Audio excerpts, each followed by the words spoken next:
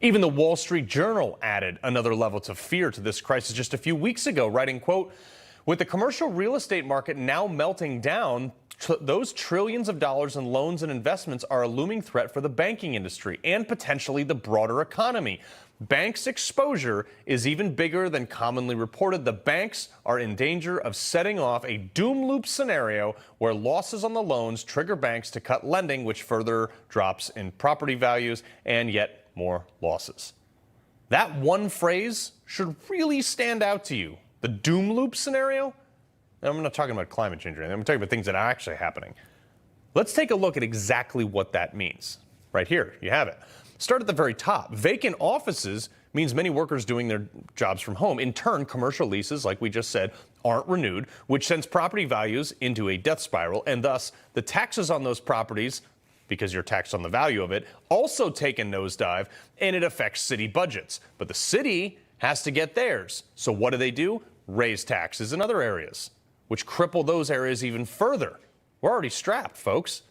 These higher costs decrease the appeal of these cities, leading residents to seek states that are cheaper to live in, usually red states, and an entire cycle repeats itself over and over and over again until you throw these people out of government or the entire city is empty. This perpetual motion downward was all started by government. Remember that $1.5 trillion worth of these loans that got to be paid in the next 2 years? That means that they will all be refinanced from the 2 or 3% that they got a couple years ago to the new current rate of 7.5%. So let's break that down. What does that mean? It doesn't seem like a lot, but if you have a $1.5 million mortgage on a commercial property that you got, you're maybe 2, 3, 4 years ago, your monthly payment on that is about $6,800 a month. That will now be refinanced as part of those $1.5 trillion at the current rate of 7.5%, making your new monthly payment about $11,400. That's an increase of $4,600, almost a 50% bump in the price for the same exact property. Nothing changed other than the interest rate. That means they have to raise their rents on their tenants. This is the doom loop. How is the store that is already suffering because of a bad economy going to afford another 50% in higher rent? They can't.